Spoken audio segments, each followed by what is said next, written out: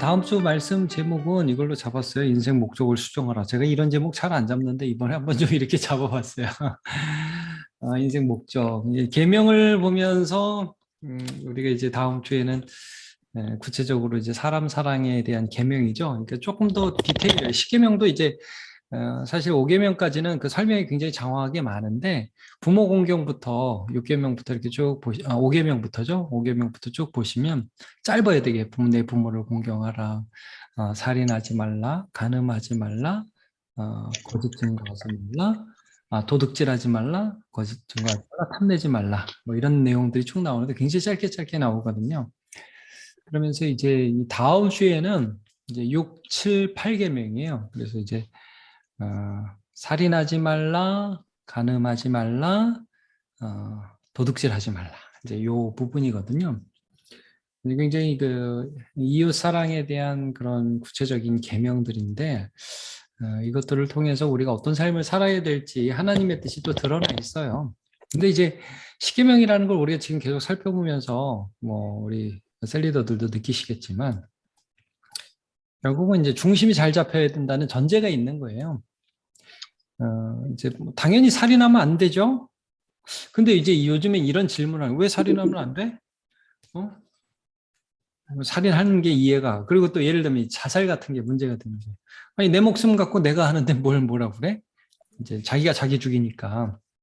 근데 이제 우리는 그것도 안 되는 거죠. 왜냐하면 자살이라는 것 자체가 생명을 주신 하나님께 죄를 짓는 거니까. 이 살인하지 말라 굉장히 복잡해요. 예를 들면 요즘에 이제 나이가 많으신 분 중 뭐 불치병이나 이런 것으로 고생하시는 분들 가운데에 뭐약 놓고 그냥 안락사라고 그러죠. 안락사 문제 이런 부분들이고 우리가 어떻게 바라봐야 되느냐. 또 낙태 애들이 엄마 뱃속에 있을 때 원치 않는다, 지워버린다. 이거 살인이거든요. 근데 이런 모든 것들에 대해서 우리가 하나님을 전제하지 않으면 하나님에 대한 중심이 없으면 이게 가능해지는 거예요. 이제 중심이 우리의 목숨은 우리의 생명은 하나님께로부터 왔고 이 모든 것은 하나님이 주인이시다는 그런 게 있는 거죠. 간음도 마찬가지예요. 우리나라에 이제 그 간음에 대해서 헌법재판소에서 간음에 대해서 이제 폐지를 했잖아요. 간음죄를 간통죄죠. 간음죄가 아니라 간통죄. 근데 이제 사랑이라는 게 뭐 그 이유가 그거예요. 성적 자기 결정권이 나한테 있다. 그러니까 내가 저 사람이 좋아서 마음이 끌려서 뭐 저 사람하고 사귀는데 그게 무슨 상관이냐 이제 이런 거죠. 근데 이제 하나님이 짝지어 주셨다라는 거예요. 그리고 사랑은 어떤 육체적인 결합뿐만 아니라 하나를 이루고 그 약속을 지켜가는 것이다. 그러니까 이 사랑이 위에 하나님이 계시다는 그런 전제가 있는 거죠. 도둑질도 마찬가지고. 그러니까 이런 거죠. 내 것도 소중해. 근데 저 사람 것도 소중해. 왜냐하면 저 사람의 하나님이 계시기 때문에. 예. 나를 사랑하신 하나님이 저 사람도 사랑하신다. 이게 굉장히 중요하거든요. 그러니까 이게 우리가 하나님을 제대로 알면, 믿음을 갖게 되면 그 믿음 안에서 다른 사람을 볼 수 있는 눈이 열려요. 타인이 어떤 존재냐, 이웃이 어떤 존재냐. 왜냐면 뭐 내가 막 해도 되고 함부로 해도 되는 존재였어. 나의 경쟁 상대야. 내가 이겨야 돼. 이제 그게 아니라 같은 아버지를 가지신 그 하나님 때문에 저 사람도 존귀한 사람이라는 걸 우리가 인정할 수 있게 되는 거죠. 그게 전제가 되는 거죠. 그래서 살인하지 말라, 간음하지 말라, 도둑질하지 말라 이런 것들이 이런 이유 때문에 이런 중심을 세우는 것 안에서 중요한 의미를 갖게 된다는 걸 우리가 알 수 있습니다. 자, 그러면 일단은 뉴시티 고리문답 교재 있으실 테니까 볼게요. 자, 11문. 하나님 여섯째, 일곱째, 여덟째 계명에서 무엇을 명하시는가? 이 부분을 좀 보도록 하죠. 자, 여섯째 계명에서 살인하지 말라죠? 이웃을 해하거나 미워하거나 적대하시야 하지 말고 인내하며 화목하고 원수일지라도 사랑하라고 명하셨습니다. 이렇게 말씀해요. 우리가 좀 더 이 부분을 볼 텐데 사실은 이 계명을 예수님께서 산상수훈이라고 하는 마태복음 5장부터 이제 7장까지 나오는 그 말씀에 보면 옛사람에게 명한 바 살인하지 말라라고 말했지만 형제를 대하여 노하는 자마다 지옥불에 던져지게 된다. 라가라 하는 자는 뭐 지옥 아랫목에 간다. 예수님 말씀을 하시죠. 그러니까 이제 이게 단순히 나 저 사람 안 죽였어. 그러니까 나는 착해. 세상 사람들이 가지는 그 죄인의 개념이 뭐예요? 이제 지옥 갈 만한 나쁜 짓을 했어. 그래서 죄인이야. 이렇게 생각을 하는데 예수님이 그렇게 말씀하세요. 안에서. 마음에서부터 살인이 시작된다는 거예요. 내가 저 사람을 어떻게 보느냐. 거기에서부터 살인이 시작된다는 거예요. 그리고 이거는 하지 말라 정도가 아니라 마태복음 5장에 보시면 여러분 어떤 말씀이 나와요? 원수를 사랑하라. 이웃을 사랑하고 원수는 미워하라는 말을 너네가 들었으나 나는 너에게 원수를 사랑하라. 오른뺨 치면 왼뺨 돌려대고 겉옷 달라고 그러면 속옷까지 내주고 이런 도저히 우리 힘으로 지킬 수 없는 그런 말씀을 하죠. 그러니까 그 계명의 뜻이 이거라는 거예요. 사랑하라는 거예요. 이게 두 가지 제가 말씀드리는데 하나 살인하지 말라는 건 안 죽였다는 행동만을 말씀하는 게 아니라 미움이라든지 상대방을 무시한다든지 하는 마음의 문제를 먼저 다루는 것이고 그다음에 하지 않으면 다 된다라는 게 아니라 그것을 하지 않는 것에서 그치는 것에서 떠나서 사랑하는 적극적인 행동으로 나아가라는 말씀이지. 이거 그냥 안 했으니까 난 할 거 다 했어. 자, 야고보서 말씀에도 우리가 선을 행할 줄 알고도 행하지 아니하면 죄인이라 말씀을 하죠. 그러니까 이제 그런 적극적인 측면이 있다는 거예요. 그래서 이 계명의 해설들을 우리가 보죠. 자, 7째 계명. 간음하지 말라죠. 성적 부도덕을 삼가며 정결하고 신실하게 살며 이거예요. 우리가 이제 아까 6계명에서도 인내하며 화목하고라는 단어가 나오죠. 그러니까 결국은 사랑하는 거예요. 사랑하는 것까지 나가는 거예요. 여기도 정결하고 신실하게 살며 이게 사랑이라는 게 하나님이 이 사람을 만나게 해주셔서 관계를 맺는 것이기 때문에 그 안에 이 사람을 사랑하고 또 신실하게 약속을 지킴으로 사실은 하나님 앞에 정결하게 되는 거거든요. 하나님과의 관계예요. 이거는 사실 우리가 인간과의 관계이기도 하지만 자 그래서 결혼을 했든 하지 않았던 행동과 시각, 말, 생각, 욕망, 음란함으로 이끄는 것은 무엇인지 피하라는 거예요. 이것을 이제 7번째 계명에서 말씀하는 거죠. 그러니까 여기도 마찬가지예요. 지금 계속 말씀드리지만 여자를 보고 음욕을 품는 자마다 이미 가늠했다. 예수님 말씀하시잖아요. 마태복음 5장에 나옵니다. 선상수훈에. 그러니까 속에서부터 시작되는 간음은 뭐 겉의 어떤 행동이 아니라 행동뿐만이 아니라 속에서부터 시작되는 것이며 그리고 나는 남의 부인 안 건드렸어. 나는 뭐 깨끗해. 이 다가 아니라 신실하게 서로를 사랑하고 약속을 지키며 나의 의무를 다하는 것. 여기까지가 이제 사랑이라는 것을 말씀해 주고 있는 것이죠. 자, 마지막 8째. 오늘 우리가 다룰 마지막 주제죠. 도둑질하지 마라. 다른 사람의 소유물을 허락 없이 가져가지 말며. 중요하다 이거예요. 그러니까 뭐 내가 뺏어도 돼. 그렇게 남을 생각하는 게 아니라 저 사람에게도 그게 얼마나 소중한지를 알고 그들의 권위를 지켜주라는 거죠. 우리가 거기에서 더 나아가서 뭐예요? 우리가 누릴 수 있는 유익을 다른 사람에게 내어주라고 명하십니다. 이거예요, 이거. 우리가 누릴 수 있는 권위. 이건 내 거야. 그러니까 나는 도둑질 안 했어가 끝이 아니라 이건 내 거거든. 근데 그거를 다른 사람에게 주는 삶을 살아가라. 이걸 말씀하는 거예요. 그러니까 오늘 이제 제가 제목을 인생 목적을 수정하라 이렇게 잡았는데 이게 뭐냐면 이런 거예요. 살인하지 말라. 자, 사람의 인생 목표가 뭐예요? 남을 죽여서라도 내가 잘 되는 인생. 이게 보통 인생의 목적이 됩니다. 근데 이거 수정해서 내가 나를 조금 내려놓고 헌신함으로 다른 사람을 살리는 인생. 죽이는 인생이 아니라 살리는 인생. 자, 살인하지 말라. 자, 간음하지 말라. 이게 뭐겠어요? 내 쾌락을 위해서 난잡한 게 아니라 하나님 앞에 정결한 인생. 깨끗한 인생. 그 다음에 도둑질하지 말라. 이건 남의 거 뺏고 훔치는 인생이 아니라 나누어주는 인생. 나누는 인생. 그래서 제가 이게 3개를 한번 잡아봤어요. 살리는 삶, 정결한 삶, 나누는 삶, 주는 삶. 이 세 가지를 좀 잡아봤습니다. 그래서 우리 인생의 그런 목적들, 그냥 자연스럽게 죄인이 가지는 목적은 이거하고 달라요. 자연스럽게 인생이 죄인이 가지는 목적은 남을 죽여서라도 내가 잘 되는 인생이고, 내 쾌락을 위해서는 정결함 이런 거 다 내던지고, 아니, 내가 오늘 지금 재밌는데 뭐, 이런 인생인데 이게 아니라는 거죠. 그리고 남의 거 빼앗는 인생이 그래서라도 내가 많이 가지는 것이 우리의 목표가 되는 게 아니라 나누는 인생, 이거를 우리가 좀 살아가라고 말씀해 주시는 것이죠. 자,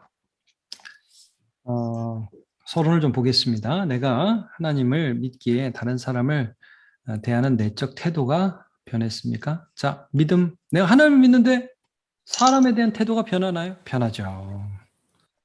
하나님을 믿기 때문에 사람을 대하는 태도가 변하죠. 생명을 대한 태도, 사랑을 대하는 태도, 물질을 대하는 태도 다 변하죠. 제가 고린도전서 6장 19절을 한번 읽어드릴게요. 너희 몸은 너희가 하나님께로부터 받은 바 너희 가운데 계신 성령의 전인 줄 알지 못하느냐? 너희는 너희 자신의 것이 아니니라 그랬어요. 너희는 너희 자신의 것이 아니라 그러므로 너희 몸으로 하나님께 영광을 돌리라 그러거든요. 굉장히 큰 시각의 차이입니다. 이게 이제 내 거 아니야. 하나님이 주신 거야. 이 생명. 저 사람 그냥 만난 게 아니야. 하나님이 만나게 해주신 거야. 저 사람 소중해.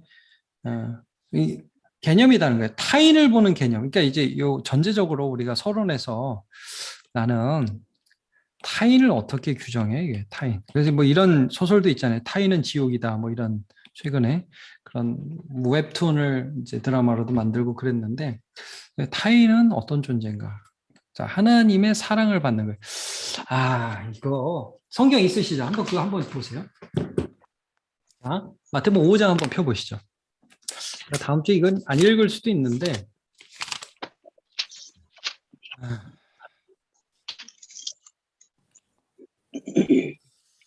자, 43절부터 이 말씀을 해요. 마태복음 5장 43절부터 한번 보셔요. 마태복음 5장 43절. 또 내 이웃을 사랑하고 내 원수를 미워하라 하였다는 것을 너희가 들었으나 하나님의 원수들을 너희도 미워해라 이런 말인데 그렇다고 원수를 미워하는 것이 너희 인생의 목적이 아니다. 나는 너희에게 이르노니 너희 원수를 사랑하며 너희를 박해하는 자를 위하여 기도하라. 근거가 뭐냐? 자, 보세요. 이같이 한즉 하늘에 계신 너희 아버지의 아들이 되리니. 네 아빠 닮았구나 이런 소리 들을 거야 이런 말이야. 너희가 원수를 사랑하면 니네 아버지 닮았구나. 너네 아버지가 어떤 분인데? 자, 이는 하나님이 그 해를 악인과 선인에게 비추시며 비를 의로운 자와 불의한 자에게 내려주십니다. 우리가 맨날 하나님 어떤 분이냐면 악인이라고 그래가지고 그냥 당장 다 죽여버리는 하나님이 아니고요. 에스겔서에도 분명히 나오죠. 나는 악인들이 죽는 것을 원하는 하나님이 아니라 악인들이 그 죄에서 떠나서 사는 것을 원하는 하나님이다. 그러니까 우리가 믿는 하나님이 그런 분이에요. 죄인이라고 해서 은혜를 다 뺏어가지 않아요. 일반 은총을 주신다고요. 그리고 그 사람들 회개하기를 기다리시는 하나님이라는 거예요. 그러니까 내가 하나님을 믿기 때문에 그것이 내가 이 사람을 대할 때도 하나님 지금은 나쁜 짓을 하지만 긍휼히 여겨주세요. 그런 기도가 나오고 그렇게 대할 수 있다는 거예요. 그러니까 이 사람에 대한 타인에 대한 인식과 태도가 변한다는 거죠. 자, 그래서 즉 단순한 경쟁 상대 이겨야 되고 미워해도 되는 그런 사람이 아니라 사랑하고 섬겨야 할 사람으로서 다른 일을 대하며 생각하고 있습니까? 이거 한번 서론에서 한번 얘기를 해보시면 좋겠습니다. 자, 1번 전체적인 어떤 주제들을 1번 안에 다 담았어요, 사실은. 내가 이 세상을 살아가면서 타인과 관련의 목적으로 삼는 것이 있다면 무엇인지 점검해 봅시다. 제가 이제 인생 목적을 추정하라 제목을 이렇게 했는데 타인과 관련해 사람과 관련한 목적이 있냐. 우리가 이제 인생 목적 그럼 다 내 관련해서 목적을 갖잖아요. 나는 뭐 30대는 뭐라고 40대는 뭐라고 뭘 가지고 뭐 이런 걸 인생 목적으로 많이 삼잖아요. 근데 다른 사람과의 관계에 있어서 내 인생의 목적이 무엇인지 한번 볼게요. 자, 계속 말씀드리면 살인하지 말라, 간음하지 말라, 도둑질하지 말라. 요거에 관해서요. 첫 번째, 자, 타인과 경쟁해서 승리해서 내가 사는 것이다. 우리 이제 경쟁 사회를 살고 있거든요. 두 명 중에 하나는 떨어져야 돼요. 이게 참 힘들죠. 그러니까 우리가 아이고 주여, 나도 모르게 우리가 살아가다 보면 뭐가 인생 목적이 되냐면 이런 게 목적이 되는 거예요. 저 사람 이기는 거. 이게 목적이 돼요. 그러니까 우리 자녀들은 어려서부터 아마 우리 셀리더들 살아가실 때하고 또 다를걸요. 왜냐면 이겨야 되는 거예요, 옆에 애를. 걔보다 더 시험 잘 봐야, 그래야 좀 더 좋은 데다가 대학 가고, 좀 더 좋은 대학 나와야 좀 더 좋은 직장 들어가고, 그래야 좀 더 많이 번단 말이에요. 그래서 자연스럽게 목적이 남 이기는 게 목적이 돼요. 자, 우리는 그렇지 않은가? 우리의 자녀는 그렇지 않은가 볼게요. 자, 원수를 갚고 미워하는 자를 매장시키는 것이 인생의 목적이다. 이게 아닌 것 같죠. 근데 이 사람들이 요즘에 공정이나 공정의 부분에서 너무 상처가 많아요. 그래서 원수 갚는 게 큰 사회적인 이슈입니다. 그걸 잘 보여주는 게 영화고요. 복수 영화가 얼마나 많아요. 사람들이 맺힌 게 많거든요. 그러니까 인생 목적이 저놈 내가 한번 꼴 좋게 한번 매장시키는 거다. 이런 생각을 사람들이 자기도 모르게 갖는 거예요. 이게 인생 목적이에요. 원수 갚는 거. 너도 죽고 나도 죽다. 이 사탄이 제일 좋아하는 거거든요. 너도 죽고 나도 죽자 이거죠. 여러분 하나님은 너를 살리고 결국 나도 산다. 이걸 우리에게 알려주시는데 인자한 것은 섬김을 받으려 하는 것이 아니라 섬기려 하고 도리어 많은 사람을 위하여 자기 목숨을 대속물로 주려 함이라 말씀을 하시거든요. 우리의 인생의 목적이 다른 사람과 관련해서 뭐냐? 남 죽이는 거냐? 남 죽이고 나 사는 거냐? 남 죽이고 나도 죽는 거냐? 아니면 남 살리고 나 죽는 것 같지만 결국 하나님 살려주시는 거냐?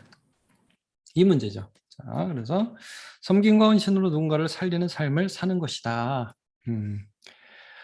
아, 자, 이제 고린도전서 8장 11절을 제가 읽어드리면 이런 말씀입니다. 그러면 내 지혜고 믿음이 약한 자가 멸망하려니 그는 그리스도께서 위하여 죽으신 형제니라. 옆에 있는 사람은 형제야. 네가 너 괜찮다고 막 아무거나 막 먹고 그래가지고 옆에 있는 사람 실족하면 안 돼. 이런 말씀을 해주시는 거예요. 그는 그리스도께서 위하여 죽으신 형제. 예수님이 위하여 죽으셨는데 야 너네는 어떻게 해야겠어? 이런 말씀이죠. 마가복음 10장 45절 좀 전에 말씀드렸어요. 인자가 온 것은 섬김을 받으려 함이 아니라 도리어 섬기려 하고 자기 목숨을 많은 사람들을 위한 대속물로 주려 함이니라. 자, 2번 볼게요. 나를 민족시켜 이건 가늠하지 말라에 관해서. 자, 그래서 1번에는 자, 우리 인생 목표가 결국 뭐냐? 죽이는 삶이 아니라 살리는 삶. 이게 좀 지나가는 말 같지만 제가 이제 공부의 신인가 뭐 그런 유튜브 운영하는 그 운영자가 있는데 그 사람이 그런 얘기를 하는데 애들한테 공부 잘하는 애들한테 야 너네 의사 되려고 그러는 사람 돈 벌려고 의사 되지 말라. 돈 벌려고 하면 사업해라. 의사는 생명 살리는 직업이야. 그런 거 하지 마. 그러려고 의사 되지 마. 봉사하려고 의사 돼야 돼. 돈 벌려는 사람은 사업해. 이렇게 얘기를 한다면 상당히 마음에 들더라고요. 그러니까 이제 요즘에는 뭐 의사도 돈 벌려고 하고 뭐 법관도 명예 얻으려고 하고 이게 그런 거 아니라는 거죠. 살리려는 것. 그러면 이제 우리 크리스찬은 더 나가서 돈도 왜 벌어요? 돈 왜 벌죠?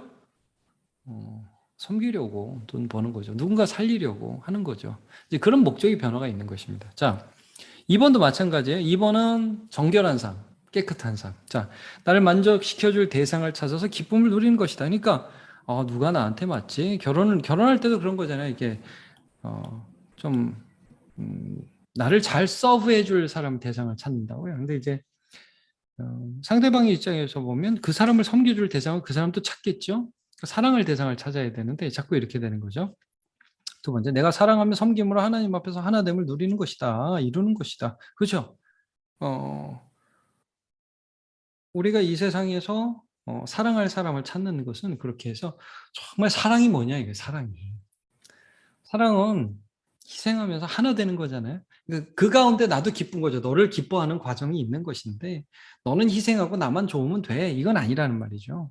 자, 궁극적으로 하나님과 사람 앞에 정결하고 깨끗한 삶을 사는 것이다.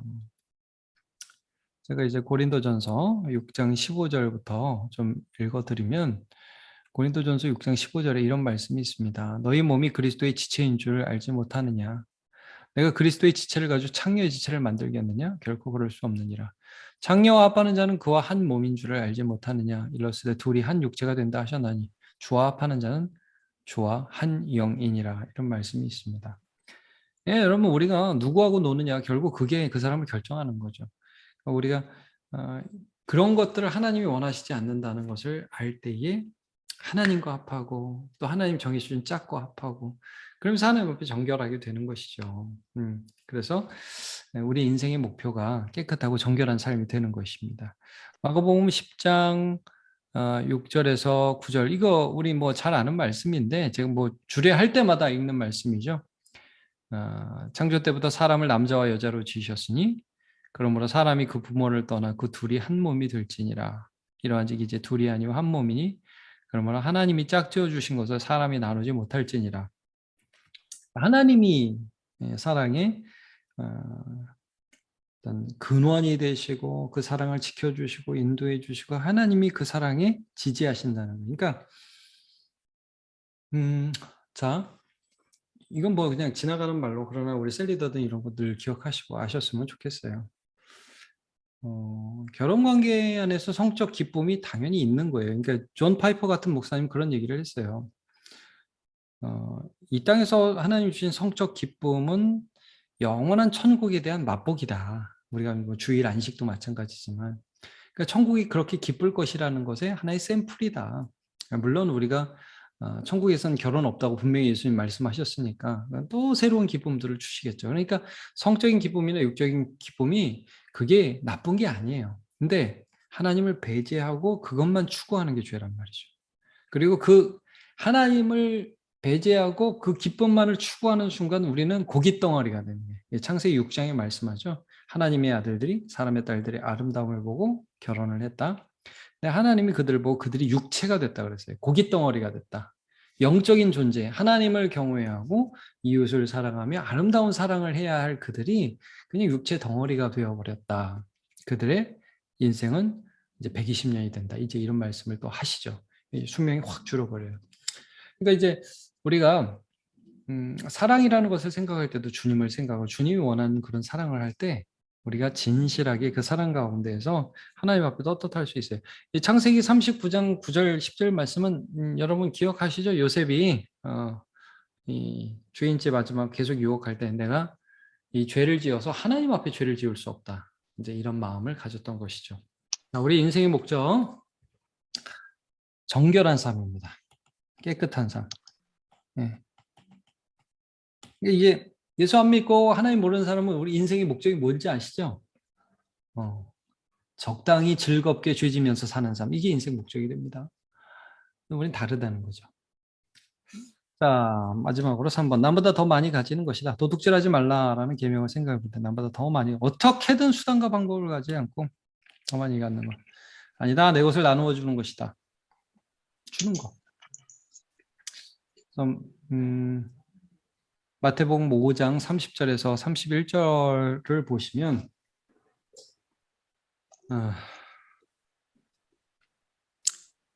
자, 요거는 제가 좀 잘못 쓴 것 같고 5장 30절이 아니고 이제 아까 본 것처럼 그 5장 43, 44, 45절 여기 보면 원수를 사랑하며 박해하는 자를 위하여 기도하고 그 다음에 40절, 42절 말씀이죠. 예, 마태복음 5장 40, 41, 42절 보면 이거 좀 수정하겠습니다. 40절을 30절이라고 잘못 쓴 것 같아요. 또 너를 고발하여 속옷을 가지고 가고자 하는 자의 겉옷까지도 가지게 하며 누구든지 너로 억지로 오리를 가게 하거든 그 사람과 심리를 동행하고 내게 구하는 자에게 주며 내게 꾸고자 하는 자에게 거절하지 말라. 그러니까 주는 인생 살라 이거예요. 가져가는 인생 살지 말고 주는 인생. 자 여기 누가복음 12장 33절 보면 너희 소유를 팔아 구제하여 낡아지지 아니하는 배낭을 만들라. 곧 하늘에 둔 바 다함이 없는 보멸이니 거기에는 도둑도 가까이 하는 일이 없고 좀도 먹는 일이 없느니라. 이런 말씀을 합니다. 그리고 아까 그 마태복음 5장 말씀 그거하고 더불어서 제가 이제 의도한 건 6장입니다. 6장. 마태복음 6장 그걸 제가 좀 수정할게요. 6장 30절과 31절 한번 보시죠. 거기 보면 염려하지 마라. 뭘 먹을까, 무엇을 입을까, 그 염려만은 맨날 하지 마라. 그러니까 이제 남의 거 훔쳐야 되는 거예요. 이제 야곱이 에서를 속인 것도 이유가 뭐죠? 그 도둑질이거든요. 장자권 도둑질. 그 한 일은 뭐, 그게 뭐예요? 그거 갖고 싶으니까. 그거 없으면 나 못 살 것 같으니까. 하나님 못 믿어서 그런 거예요, 오히려. 그러니까 우리가 염려라는 부분도 이 도둑질과 함께 좀 살펴볼 수 있는 것입니다. 그래서 남보다 더 많이 가지는 것이 목적이냐? 내 것을 좀 더 나누어 주는 것이 목적이냐? 그러니까 있는 사람이 자, 뭐 어떤 사람은 있어야 나눠주지. 근데 뭐 있는 사람은 더 잘 나누어 줍니까? 꼭 그렇지도 않아요. 없어도 그 없는 걸 갖고 나누는 사람이 있어요. 이게 인생 목적이 되는 사람들이 있어요.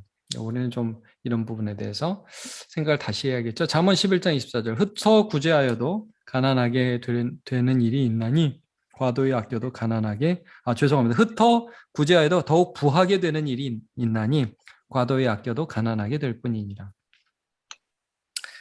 우리의 목적 이 세 번째는 뭐겠어요? 나누는 삶입니다. 나누는 삶. 그래서 다음 주에 우리가 좀 생각해 볼 건 이 세 가지 살리는 삶, 정결한 삶, 나누는 삶. 이걸 좀 명시화할 수 있어요. 우리가 다 알거든요. 이렇게 살아야지 생각을 하면서도 살다 보니까 그냥 급하니까 그냥 뭐 남의 거 뺏고 급하니까 뭐 정결하기보다 또 뭐 그냥 되는 대로 재밌게 살고 뭐 남의 거 좀 적절히 뺏고 주기보다 조금 뭐 주는 모양만 내고. 그래서 이제 좀 그 숙제같이 그 다음 문제는 뭘 좀 했냐면 우리 실제 우리의 시간과 재능과 물질을 어느 정도 좀 이렇게 이런 삶 살리는데 정결하게 하는데 또 나누는데 쓰고 있는지 한번 생각해보는 그런 시간을 이번 문제에서는 가질 거예요. 그래서 자, 나는 나의 수입, 힘, 그러니까 재능이죠. 달란트 받은 거, 자, 시간 얼마 정도를 하나님과 이웃을 위해 사용하고 있습니까? 또 향후의 목표는 어느 정도입니까? 그래서 뭐 이건 뭐 정확하게 계산을 해볼 수는 없지만 대략적으로 한번 생각을 해보면 좋을 것 같아요. 그래서 나는 전혀 이런 것들을 하나님과 이웃을 위해 쓰지 않고 있다. 근데 중요한 건 이거예요. 근데 계속 이렇게 살고 싶다. 이런 태도인지 아니면 아니다. 나는 지금은 그러고 있지만 앞으로는 안 그러고 싶다. 좀 어떤 것인지 나눴으면 좋겠어요. 두 번째, 한 10% 정도 하나님께 이웃을 위해 하고 있는 것 같다. 근데 앞으로 더 그렇게 하고 싶다. 아니면 혹은 뭐 10% 정도 하고 싶다. 30% 이상 하나님께 이웃을 위해 사용한다. 뭐 인생의 목표가 한 30% 정도 되는 것은 좋다고 보여져요. 왜냐하면 우리가 이제 한 3분의 1 정도, 정도를 하나님 앞에 이제 고백하는 것들이 참 좋다고는 보여져요. 이게 쉽지는 않아요. 저도 그렇게 못하거든요. 자, 그렇게 하고 싶다. 그래서 좀, 그냥 어디가 이대로 살고 싶은 지점이지, 어디가 우리가 그렇게 하고 싶은 지점인지 한번 생각해 보면 좋을 것 같아요. 기타. 자, 마치면서 볼게요. 하나님을 떠난 죄인은 하나님을 믿지 못하기에 언제나 나 자신을 목적 삼고 살아갑니다. 이렇게 됩니다. 그러나 하나님 예수 그리스도를 이 땅에 보내주셔서 그의 목숨을 주심으로 우리를 위한 사랑을 보여주셨습니다. 우리가 아직 죄인 되었을 때 그리스도께서 우리를 위하여 죽으심으로 하나님께서 우리에게 대한 자기의 사랑을 확증하셨느니라. 그러니까 하나님 우리를 목적 삼으셨다는 게 복음입니다. 말도 안 되는 일이 예수 안에서 이루어진 거죠. 그 사랑을 받은 우리는 목적이 수정될 수 있는 거예요. 이제부터는. 나를 사랑하신 하나님, 우리에게 사랑하라고 보내주신 이웃들. 이게 목적이 될 수 있는 거죠. 그러니까 목적의 부분들을 한번 생각해 보죠. 그래서 우리가 하나님 믿기 예수님처럼 살리는 삶, 정결한 삶, 나누는 삶을 실천하며 살아가는 주의 백성으로 우리 살아갑시다. 이렇게 마무리를 하시면 되겠습니다. 그래서 조금이라도 셀원들과 나누면서 사실 뭐 우리가 나눌 게 별로 없는 분들도 계시고 나누기 힘든 분들도 계세요. 요즘 뭐 어르신들 같은 경우에 사실 재정적으로도 어렵고 그러니까 뭘로 나눠주세요? 기도로 나눠주시죠. 그런 부분이 있는 거예요. 그거 아주 소중하고 너무너무 소중한 부분입니다. 저 박건 변호사님 하실 때 그 셀원들한테 제가 그 얘기했다고 꼭 얘기하세요. 우리 어르신들 기도해 주시는 게 얼마나 고마운지 모르겠다고 꼭 얘기해 주세요. 예, 말씀드리겠습니다. 네. 그래서 우리가 가진 것을 가지고 어떻게든 내가 혼자 살아야지가 아니라 함께 살아가고 나누고 살리고 하나님의 자녀로 살아가는 거. 그게 우리 인생의 목적이 됩니다. 그런 부분들을 함께 좀 잘 점검하시면 좋을 것 같습니다. 자, 오늘도 수고 많으셨습니다. 제가 그럼 기도하고 마무리하겠습니다. 하나님 감사합니다. 오늘 우리가 함께 셀리더 성경 공부를 했습니다. 10계명의 6계명부터 8계명을 보면서 살인하지 말라, 간음하지 말라, 도둑질하지 말라는 내용을 보면서 우리가 어떤 인생을 살아야 될지를 다시금 보게 됩니다. 우리의 내면부터 하나님을 믿게 해주셔서 미움에서 사랑으로, 그 다음에 쾌락에서 연합으로, 그리고 남의 것을 빼앗는 인생에서 나누는 삶으로 주님 우리의 삶이 변화되기를 원합니다. 살리는 인생 살게 해주옵소서. 정결한 인생 살게 하옵소서. 나누는 인생 살게 하옵소서. 또 이 일들을 위해서 함께 애쓰는 우리 셀리더들에게 늘 하나님의 은혜를 부어주옵소서. 예수님의 이름으로 기도합니다. 아멘. 아멘. 수고 많으셨습니다.